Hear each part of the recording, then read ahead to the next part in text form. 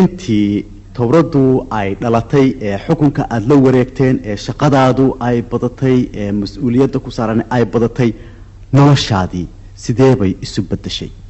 haddaan runlow noqdo jaalle waxaan odhan karayaa shaqadu way igu korodhay waana igu badataan odhan karaya markaan runlow noqdo oo waxaa dhici kartaa inaan hameenkiina seexanin marar badan maalintiina aan ku xiriiriyo ayaa dhici karta laakiin haddana waxaan moodahayaa waxa aan u shaqaynhayaa wax qiimo weynay yihiin dadka Soomaaliyeed iyo noloshooda iyo xornimadoodii hore u kacooda iyo wanaagooda inay tahay haddii noloshu ama dhib ha mudato ama yeenan mudanine mar haddaan hawshaas gobta ah randhiiska dambana u yeelanaya ilmaha Soomaaliyeed aan hayo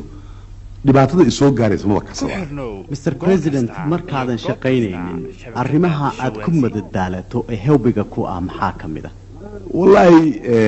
mar aan shaqayn ma arkinba wax aan micno lahayn bamooye markastaba shaqa waa taala intaan noolahay dadka naga inaan iyo dalka naga u shaqaynayaan jecel saasaana waqti badan u lahayn laakiin markii aan shaqada ku daalo si shaqada haddana aan ugu sii xoog ugu sii yeelano meelaha aan aada waxa kamid ah xarunta dhexdeeda geedkan la yiraahdo big bombka aan ku madadaasho waxa kale oo kamid ah inaan volleyballka isagana aan askarta iyo ama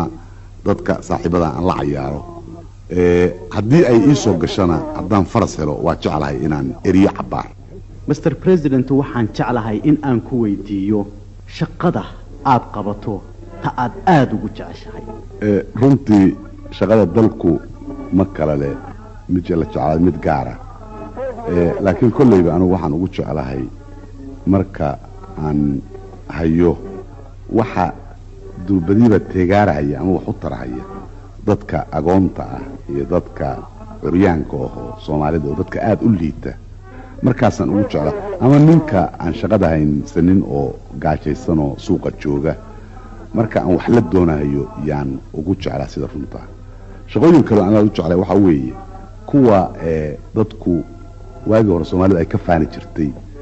Mr President tan iyo intii ay dhalatay towradu waa maxay arrimaha kugu waaweyn ee maanta aad isleedahay maydnaan qaban Charles aan hore kuugu sheegay annagu ma moodayno wax badan inaan qabanay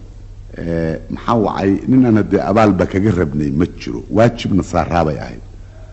noomana ay ogolaan karin wax weyn inaan qabanno dhaqaalaha dalku nooma ogolaan karin iyo sabab badan oo kaleeto oo markii dal uu ku dhaqmaayo horay isugu dhaqmi jiray nidaam aan muxuu ah maslaxadiisa haynin laakiin waxaanu isleenahay marba kulli wixii idin soo gaara suga waxaanan qabnaa waxa Soomaaliya u baahan tahay wax far badan inay yihiin oo in la qabtaa xaq ay tahay dhaqaalaha wax badan bay u baahan tahay in laga qabto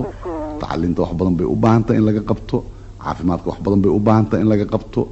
xagga dhismada aadamnimada sharafkiisa iyo gobonimadiisa wax badan bay u baahan tahay in la qabto marka jaalle inta caruur Soomaaliyeed ay gaajo u dhimanayso ama qof Soomaaliyeed uu cudur u dhimanhayo sideeba aan marka ugu marayn karayna inaan wax qabanay balse anaga idin waxa weeye maalin walba meeshii aan qabanna waa inay meel sugan noqotaa ee wax dhalanteeda waa inay noqon waxaan qaban karno inaan qabanno waxaan qaban karinna inaanan u dhuun taagin waqti aan munaasib ahayn inoo gaarin waqtiga munaasibka mid walba inaan sugno ayay tahay taladanadu Mr President waxaa jira dad fara badan oo Soomaaliya oo ku dhaqan dalalka dibadda oo markii ugu horeysay maanta codkaaga maqlaya fariinta aad dadka maanta gaarsiinaysaa waa maxay waxaan gaarsiinayaa ummad walba adduunka joogta taariikh bay leedahay dadka Soomaalida oo dibadda jooga waxaan gaarsiinayaa aan una dirayaa waxa weeye xornimada Soomaaliyeed markii ay isku bilowday inay baadi goobto u halganto dadka dibadda jooga qayb weyn bay ka qaateen waxay uga qaateen xoolahooda waxay uga qaateen codkooda waxay uga qaateen in ay istaageeraan isjeclaadaan ayaan darro waxa ahayd markii xornimadii la helay sidii maamulkuba halka uga xumaaday iyagana maamulku inuu ka xumaaday qofku wuxuu ku sharaf leeyahay dalkiisa haddii uusan dalkiisa aaminsanayn wax xushmadaynaya ma jiraan